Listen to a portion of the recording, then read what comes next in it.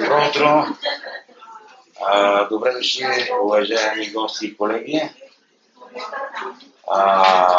Имам удоволствието да ви представя професор Шюкер от Хамбург, началник клиника по детска ортопедия в Хамбург.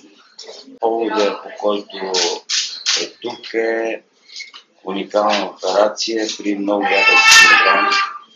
Доктор Кацаров, шеф на детска травматология в университета, и аз съм началник клиника по детска травматология. Модератор е доктор Кацаров, който ви представи дневния ред. Уважаеми господин директор, уважаеми приятели, благодаря ви. Това е едно наистина уникално събитие за нашата болница и за България, бих казал. Искам да изкажа своята благодарност към на Център Фонд за лечение на деца, които осигуриха средствата за купуване на инструментацията, която ще използваме днес. Благодаря на ръководството на болницата, на всички присъстващи, които ни уважиха. Не на последно място на фирма Ортосинтез, представители на фирма Джонсън & Джонсън за България. На прост език казваме, това са два полупръстена, които обхващат горното ребро, два полупръстена, които обхващат долното ребро. Между тях има две конструкции, които влизат една в друга в жлеб. Там е идеята на растежа, казано в кавички. Този жлеб позволява на детето да расте. Проблемите в детската възраст с алопротези е този, че детето расте, а протезата не расте. В случая този жлеб решава проблема с растежа.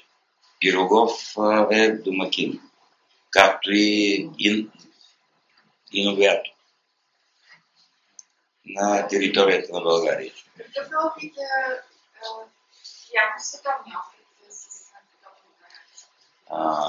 Dear Professor, the question is, what is the world experience in this area of operations? The world experience is more than 2,000 cases. Тази конструкция е измислена за сколиоза, а ние използваме за торакален дефект. Тоест, казуистика в използването на тази. Това е просто прилагане на техника, предвидена за друга болест, в случай, който ще помогне. Ladies and gentlemen, my name is Ralf Schlüter. I'm from Hamburg University and Children's Hospital in Germany.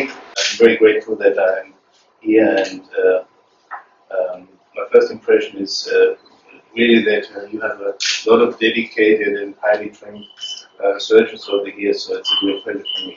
My personal experience with this type of surgery is about 200 cases. This is really rare, and if you ask me about the worldwide experience of Poland syndrome and Vector, is probably less than 5 cases. При този синдром световния опит е само с 5 случая.